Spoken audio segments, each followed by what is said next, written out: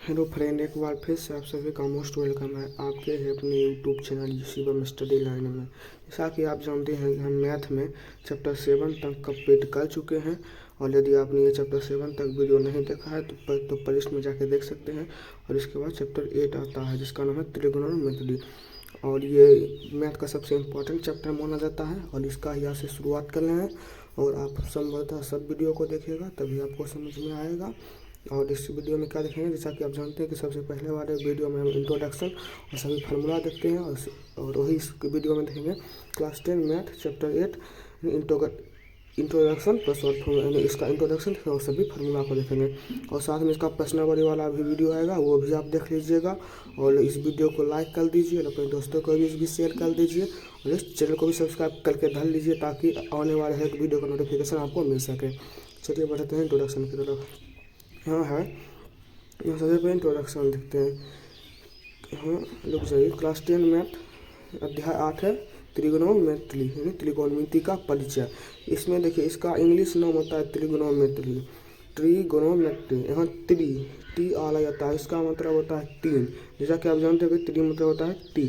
उसके बाद आता है गोन, GO यानी गोन, ये आप किताब में भी लिखा है। गोन का मतलब होता है भुजा।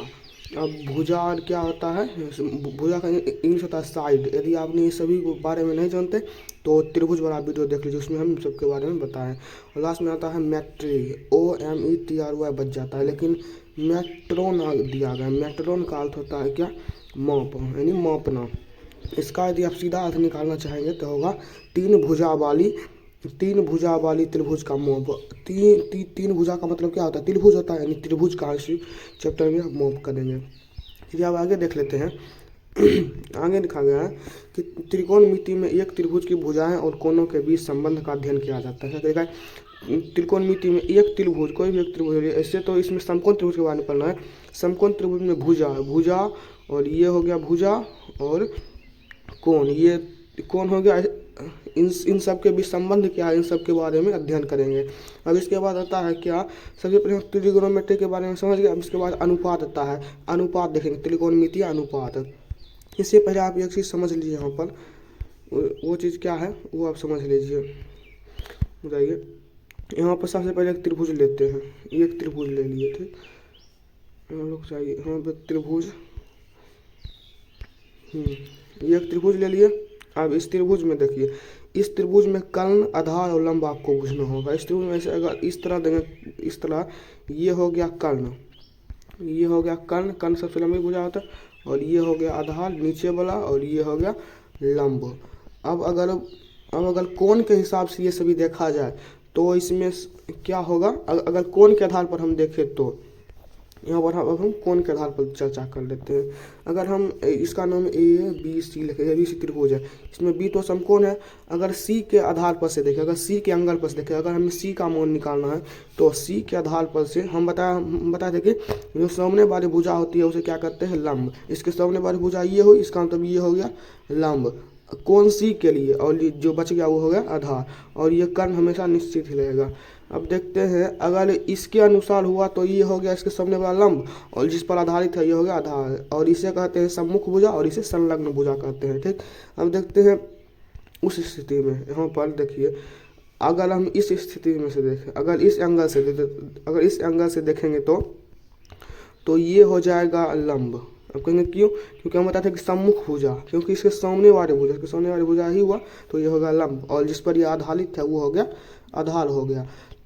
बहुत आदमी यही नहीं बुझ पाते हैं कि इसमें लंब कौन होता है, आधार कौन होता है, हरदम कन्फ्यूजन करते हैं। और इस कोण के लिए जैसे होता था वैसे सीधा हो जाएगा, ये हो जाएगा लंब और ये हो जाएगा आधार इस कोण के लिए। और इस कोण के लिए हम बताएं, ये दोनों कोण के लिए इसमें कोई दिक्कत नहीं है, ठीक। हम देखते हैं आगे, पीछे त्रिकोणमितीय अनुपात। इसमें छः नहीं, हाँ छः ही है, जिसमें साइन, कॉस, टेन, कॉट, सेक, कॉसेक, इसका नाम आप याद कर लीजिएगा। यहाँ हम इसका सूत्र बताते हैं, साइन ए। अब यहाँ पर साइन ए का भी मतलब हमको समझने का प्रयास कीजिए। साइन ए यहाँ लिखा है, साइन ए, ये तो साइन अनुपात हो गया। और ये एक कोई भुजा का मान, अगर हमें सी निकालना तो यहाँ पर सी रख देंगे, अगर थीटा निकालना तो थीटा लेंगे। इसका मान हमेशा बदलते रहता है, इसका मान कोई निश्चित नहीं है। और एक बात और समझ लीजिएगा कि ये साइन और ये दोनों आपस में गुणनफल नहीं है, ये दोनों गुणों का रूप नहीं है। अगर इससे इसको हटा दिया जाए तो ये इसका कोई अर्थ ही नहीं लगा साइन का। और इसके बारे में हम प्रश्न नंबर में डिटेल से समझेंगे, वहाँ एक क्वेश्चन है। ठीक है, अभी हम आप सूत्र याद कर लीजिएगा, साइन बराबर लंब बटे कर्ण, यानी पी क्या इसका कहते हैं P/H। P/H ऐसे बहुत आदमी बोलते हैं, जैसे ये त्रिभुज होता है, ये हो जाता है परपेंडिकुलर, और ये हो जाता है 20, और ये होता है हाइपोटेनस, यानी कर्ण, लंब और आधार। इस तरह भी आप याद कर सकते हैं, इसमें कोई दिक्कत नहीं। हम देखते हैं कॉस ये बराबर होता है आधार बटे कर्ण, और टेन ए बराबर लंब बटे आधार, और उसके बाद सेक के बराबर, सेक जो होता है कॉस का उल्टा होता है, सेक कॉस का उल्टा होता है, यानी कर्ण बटे आधार। सेक क्या होगा, कर्ण बटे आधार। और यहाँ पर सेक हो गया कॉस का उल्टा, साइन होता है साइन कॉसेक का उल्टा, कॉस सेक का उल्टा, टेन कॉट का उल्टा। अगर आपको ये तीन याद हो गया तो ये तीन अपने आप याद हो जाएगा, क्योंकि ये तीनों उल्टा ही होता है। अब देखते हैं क्या, अब कॉसेक के बराबर कर्ण बटे लंब, ये 6 हो गया, यानी 1 2 3 4 5, और एक और होगा sine cos tan sec cosec, और एक कॉट नहीं लिखा गया, कॉट भी लिख लीजिएगा। कॉट बराबर होगा, कॉट ये बराबर होगा आधार बटे लंब, आधार बटे लंब, इसे भी आप लिख लीजिएगा, यहाँ पर छूट गए थे। उसके बाद हम बताए थे कि उल्टा, ये टेन जो होता है कॉट का उल्टा होता है, यानी व्युत्क्रम होता है, और साइन कॉसेक का व्युत्क्रम, यानी साइन कॉसेक का व्युत्क्रम होता है, यानी उल्टा समझ लीजिए। और कॉस ये होता है वो सेक का उल्टा, और इसका उल्टा भी बोल सकते हैं, यानी कि सेक जो होता है कॉसेक का नहीं, सेक कॉस का उल्टा, और यहाँ पर कॉसेक साइन का उल्टा, और सेक ये कॉस का उल्टा, सेक हाँ सेक कॉस का उल्टा। इस तरह भी आप याद कर सकते हैं, इसमें कोई दिक्कत नहीं है। और मुझे आशा है कि आप यहाँ तक समझ गए होंगे। अगर यहाँ तक समझे होंगे तो दो फार्मूला यहाँ पर और बनता है, इसे भी आप मतलब ध्यान में रखिएगा। वो दो फार्मूला कौन सा है, ये है टेन ए बराबर साइन ए बटे कॉस ए, और कॉट ए बराबर कॉस ए बटे साइन ए। ठीक, ये कैसे होता है समझिए, इसको हम सिद्ध करते हैं कैसे होता है। ठीक, यहाँ पर देखिए साइन ए बराबर क्या होता है, सबसे पहले साइन ए बराबर क्या होता है, लंब बटे कर्ण होता है। ठीक, और कॉस ए बराबर क्या होता है, आधार बटे कर्ण होता है। ठीक, ये दो चीज समझ गए। अगर अब हम क्या देखें यहाँ पर, अब हम देखें कि टेन ए बराबर होता है साइन ए बटे कॉस ए होता है। ठीक, ये भी हम देखा, अब इसको हम इसमें रखकर सिद्ध कर देते हैं, ये देखते हैं कि होता है नहीं। अब साइन का क्या बताए थे, इसको छोटा कहते हैं, साइन का होता है लंब बटे कर्ण, लंब बटे कर्ण होता है, और लंब बटे कर्ण, और इस पूरा का बटा होगा क्या, इस पूरा का बटा होगा आधार बटे कर्ण, आधार बटे कर्ण। अब यहाँ से देखिए कि ये कर्ण कर्ण कट गया, तो यहाँ पर क्या बचा, यहाँ पर बचेगा लंब बटे आधार, लंब बटे आधार। अब आप जानते हैं, अभी तुरंत हमको बताया कि लंब बटे आधार किसका सूत्र होता है, ये होता है टेन का सूत्र। इसका मतलब ये सत्य है कि साइन बाय कॉस होता है, साइन बाय कॉस ए होता है टेन ए के बराबर। और एक और लिखिएगा कि कॉस ए बटा साइन ए होता है कॉट ए के बराबर। इसे भी आप सिद्ध कर सकते हैं, इसमें कोई गलती उलती नहीं है। ठीक, अब यहाँ पर हो गया त्रिकोणमितीय अनुपात खत्म। उसके बाद कुछ विद्यार्थी को सबसे भारी लगने वाला चीज़ आता है, ये कुछ विशिष्ट कोणों के लिए त्रिकोणमितीय अनुपात, यानी कोण के लिए त्रिकोणमितीय अनुपात, ये सबसे आदमी को भारी लगता है याद करने में। लेकिन इसका हम ट्रिक की वीडियो लाएंगे, ट्रिक वाले से ट्रिक कैसे याद है, आप जानते हैं कि हम कोई चीज़ याद नहीं करवाते, उसको ट्रिक से याद करवाते हैं या तो हम समझा देते हैं। ठीक, इसमें कोई दिक्कत नहीं है। आपको अगर याद करना तो कर लीजिएगा कि साइन 0 डिग्री का मान 0, साइन 30 डिग्री का मान 1/2, साइन 50 डिग्री का मान 1/√2, साइन 60 डिग्री का मान √3/2, साइन 90 का मान 1, और कॉस 0 डिग्री का मान 1, और साइन और कॉस 30 डिग्री का मान √3/2, कॉस 45 का मान 1/√2। आप इस तरह पूरा याद कर सकते हैं। और इसको इन्फिनिटिव पढ़िएगा या अपरिभाषित, मतलब या परिभाषित नहीं किया जा सकता। और एक बात यहाँ पर और ध्यान रखेंगे कि साइन का मान, ये मतलब अगर आप साइन में 0 से 90 की ओर चलेंगे तो ये बढ़ते जाएगा, इसका मान इधर बढ़ेगा, और कॉस का मान इधर की ओर घटेगा। ठीक, ये इसका उल्टा होता है, साइन देखिए यहाँ पर उल्टा है, साइन कॉस का सीधा उल्टा है।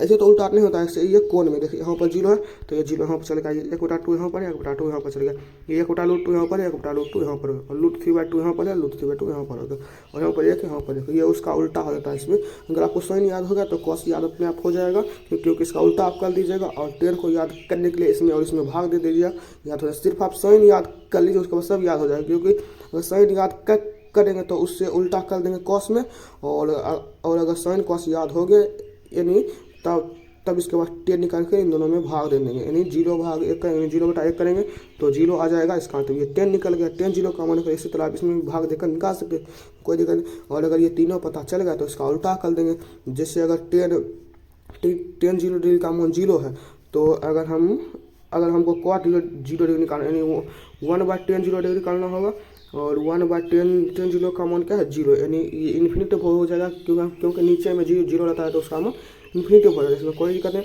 आप इस तरह आप याद कर लीजिएगा। और एक बात और ध्यान रखिएगा कि साइन और कॉस का मान हमेशा 1 के बराबर या 1 से छोटा ही रहेगा, लेकिन इसके बारे में हम विस्तार से बताएंगे किसी पर्सनल में। पर्सनल वाला वीडियो जो एक्सरसाइज हम पढ़ेंगे उसको आप जरूर देखिएगा, और इसके लिए आप चैनल को सब्सक्राइब कर लीजिए, तभी आपको पता चल पाएगा कि हम कब वीडियो लाए हैं वो वाला। अब अगला आता है पूरक कोण के लिए त्रिकोण में, पूरक कोणों के लिए त्रिकोणमिति अनुपात। सबसे पहले हम एक चीज समझते हैं कि पूरक कोण किसे कहते हैं। पूरक कोण किसे कहते हैं, यहाँ पर देखिए, वैसे दो